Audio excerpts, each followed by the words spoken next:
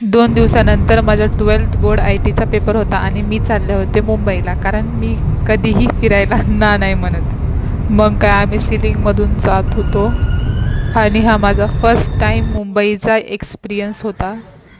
कोण जोरात फिरवते जोका? इथे मला झोका पडायची भीती वाटत होती. पण ना तेवढे कडक आहे. देन आम्ही फायनली पोचलो जुहू बीचवर. तो बीच खूप हा मस्त चल. होता आणि लाटांचा आवाज बघा.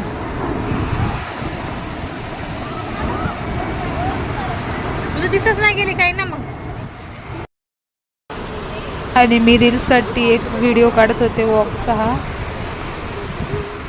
आणि तिकडे बघा पोरं कशी मला इथे माझं नाव पटकन काढावं काढायचं लागते. होतं. मी काढत होते पण एकदम काय झालं, लाटच आली होती. माझी मम्मी म्हणत होती लवकर काढायचं. मग देन मी ठरवलं की कबूतर, या कबुतरांना सगळ्यांना उडवायचं. मग काय मी उडवलं.